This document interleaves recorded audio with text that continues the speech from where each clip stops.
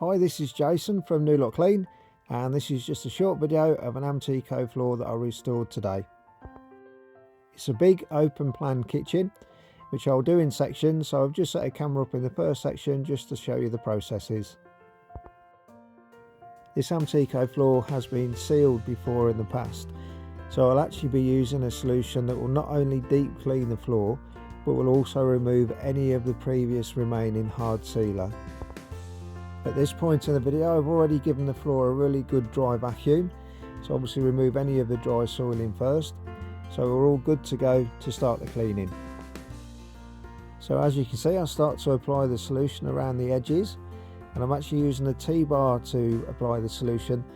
This means that rather than using a sprayer where you can get some splashback up against skirting boards and kicker boards and things, using the T-bar means that we don't get any splashback at all.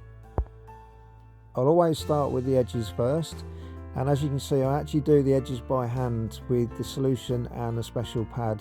Sometimes we'll use brushes as well, depending on the floor.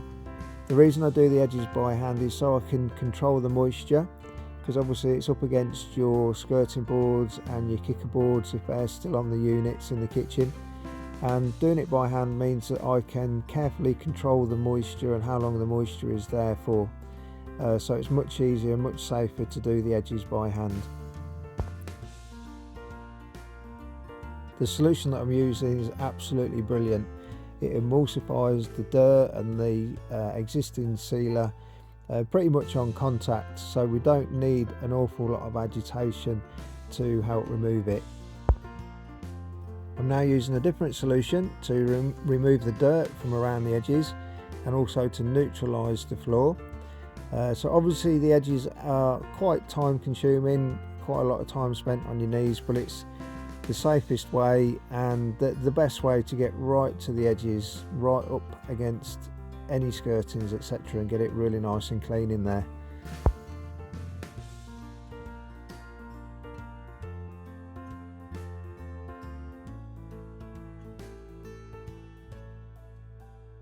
So with the edges complete, I'm now starting to apply some solution to the main section of the floor, again with the T-bar as you can see, so I can control the moisture and make sure it's only going exactly where I want it to go. The solution will start to break down and emulsify the sealer and the dirt on contact, but we do want some agitation so we can properly deep clean this floor.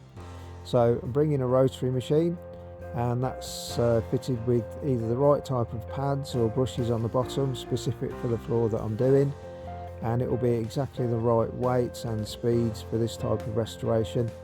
You'll notice as well there's a protective cover around the rotary machine, and this will stop any sort of splashbacks at all, so the moisture is all contained on the floor and it isn't going up any walls or skirting boards or kitchen units.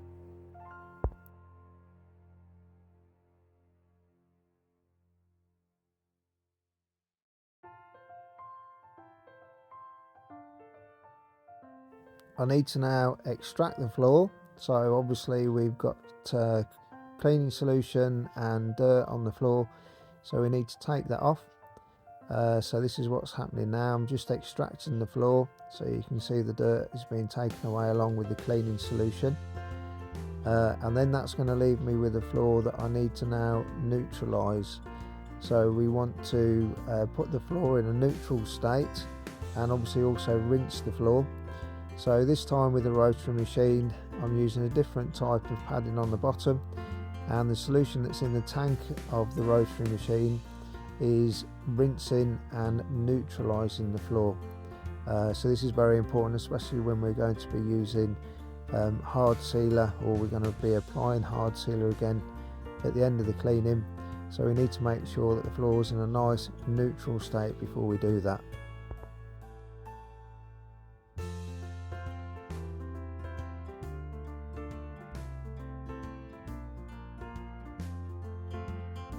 Here I come again, and for another extraction. So obviously the solution that I've just used to neutralise the floor and to rinse the floor, I need to take that away and to make sure that the floor is now scrupulously clean. All the dirt, the old sealer has been removed, broken down and extracted, and obviously we've done that in theory twice. We've extracted the floor twice, so any remaining dirt that was left on the floor has been taken away during the neutralisation process. I'm just going around the edges now just to make sure there's no moisture at all left up against the kicker boards of the kitchen units, and just a quick mop through just to take away any footprints that I've left on the floor. And then this section is pretty much complete. I'm just bringing in an air mover there, so this will force dry the floor, and we'll normally have this floor dry in about 30 minutes and safe enough to apply the new sealer. We'll leave this floor to dry while we carry on to other sections until the whole of the floor is then complete. When the whole of the floor is dry, I can then apply 2 coats of hard sealer, and the customer will have a beautiful clean floor, once again protected and all completed in less than a day. Thanks for watching, and if I can help to restore any of your floors or soft furnishings, then please just get in touch.